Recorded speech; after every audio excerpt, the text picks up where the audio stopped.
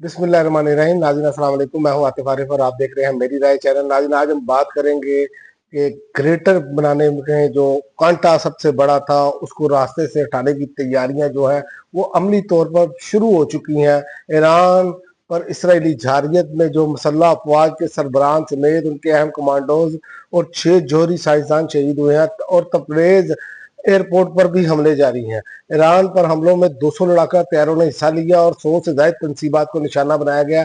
ये इसराइली फौज का इतराफ है और उनका कहना है कि वहां से धुएं के बादल उठते नजर आ रहे हैं जो तबरेज एयरपोर्ट पर जो है जो निशाना बनाया गया उस पर।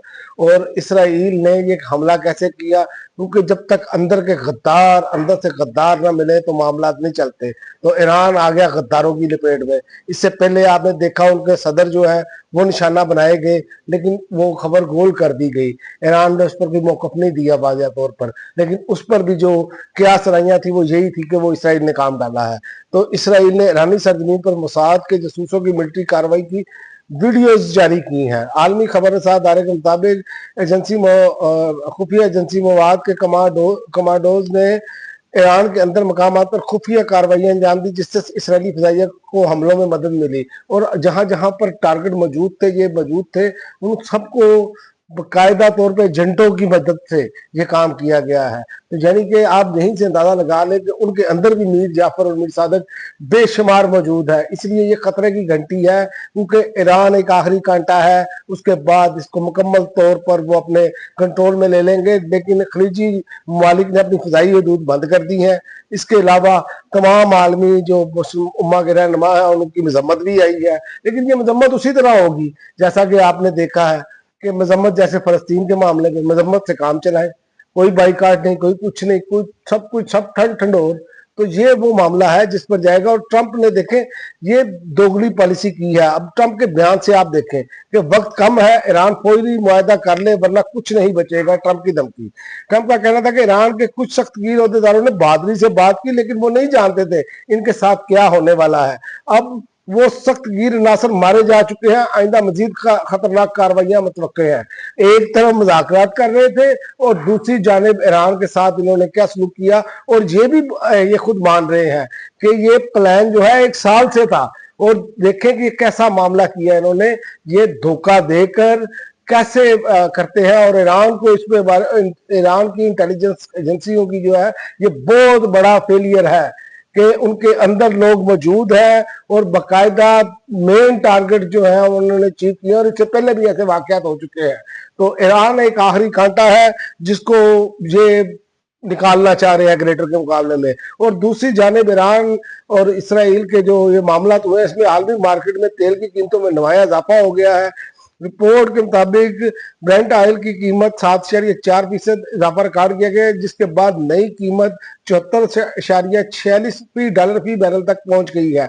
इनके साथ क्रूड ऑयल की कीमत भी 5.7% इजाफा हुआ। अब की नई कीमत 73.15 डॉलर फी बैरल हो चुकी है। और जो खबरें चल रही थी कि ईरान ने ड्रोन से अटैक किए हैं, तो ईरान ने इसकी तरदीद कर दी है। ईरान ने कहा इसराइल पर जवाबी ड्रोन हमलों की तरदीद कर दी।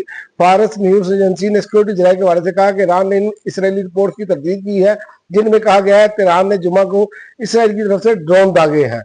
और ये मामला है सारे। और दूसरी जानिब आप पाकिस्तान में कार्रवाइयां देख रहे हैं, हमारी तवज्जो क्या है। 26वीं वो आलिया हमजा ने आज जो है वो आड़े हाथों लिया है इनको। आलिया हमजा ने कहा है 26वीं तरमीम से पूरी अदलिया की छुट्टी पर भेज दिया गया है। और उन्होंने कहा अदालत में पेशी के मौका पर मीडिया से गुफ्तगू करते हुए उन्होंने कहा कि एहतजाज करते हैं तो 7 मुकदमात बन जाते हैं। एक दिन रावलपिंडी, दूसरे दिन सरगोदा की अदालतों में होते हैं। उन्होंने कहा कि चेरी ब्लॉसम, अर्दली और लेला का सफर बहुत दिलचस्प है। हुकूमत अवामी हिमायत से आए होते तो हुक्मरान अवामी हिमायत से आए होते तो यूं लेले की तरह ना चलते। तो इमरान खान ने ये लेले का लफ्ज भी ऐसा दिया है कि अब मजाक सा बनकर रह गया है। असम्बली में मजाक, सब कुछ मजाक है, लेकिन यहाँ पर हमारी तरजीहात क्या है ये हमारे सामने है। और दूसरी जानिब अलीमा खान और उज़मा खान की जमानतों की दरखास्तें जो है वो मंजूर हो गई हैं दहशत गर्दी की अदालतों से। तो ये एक है, आपको ये चीजें जोड़कर देखनी पड़ेगी इमरान खान को क्यों अंदर रखा गया, क्योंकि इमरान खान एक वो वाहिद मौसर आवाज थी। जो याद होगा आपको, इमरान खान के दौर में गजा पर अटैक हुआ था एक वक्त, उन्होंने फौरन शाह महमूद कुरैशी साहब को भेजा था और उस पर बातचीत शुरू हो गई थी और इसराइल को वो हमले रोकने पड़े। आज ये चीजें सारी आप जोड़ें तो पता चलता है कि आलमी ताकतों को ये मंजूर नहीं है कि इमरान खान बाहर हो। उसकी वजह ये है कि इमरान खान की इतनी मौसर आवाज है कि उनकी आवाम जो है ना, वो इमरान खान की बात सुनती है और समझती है। तो इसलिए उन्होंने इस प्रेशर से बचने के लिए, कोई इमरान खान ने एटम बम तो पकड़ा नहीं होता, लेकिन एक आवाज का भी प्रेशर होता है और उस प्रेशर से बचने के लिए सब कुछ किया गया है। लेकिन इसराइली वजीर आजम ने अब एक नया जो बयान दागा है आज, उन्होंने कहा अहदाफ पूरे होने तक ईरान पर हमले जारी रखेंगे, यानी कि ये जंग अब मुसलसल जारी रहेगी। उन्होंने कहा कि ईरान पर हमले के बाद अपने बयान में कहा कि ईरान के जौहरी प्रोग्राम के दिल को निशाना बनाया है, ये हमले इतने दिन तक जारी रहेंगे जितने दिन तक हम अहदाफ पूरे नहीं कर लेते। यानी कि उन्होंने तय कर लिया है कि हमने ये कांटा निकालना है। और ये याद रखें, उम्मत मुसलिमा को ये बात सोचनी होगी, समझनी होगी कि पहले आप देखें इराक, शाम, मिस्र, ये सारे ममालिक जो है जो ग्रेटर में आते हैं, जो ग्रेटर के उनके प्लान में है, उन सबको उन्होंने पहले जेर किया। अब ईरान की बारी है और उसके बाद फिर किस किस की बारी लगेगी, इसका मुझे नहीं ख्याल कि अब किसी को सोचना भी चाहिए या पूछना भी चाहिए, क्योंकि बचना किसी ने नहीं है। क्योंकि जो ग्रेटर के रास्ते में जो भी रुकावटें हैं वो अब वो दूर करते चले जा रहे हैं, बल्कि रोंदते चले जा रहे हैं। इस पर हमें सोचना होगा, समझना होगा और उम्मत मुसलिमा को इस पर इकट्ठा होना होगा। अब तक के लिए नाज़रीन इतना ही, अगली वीडियो तक इजाजत दें। अल्लाह।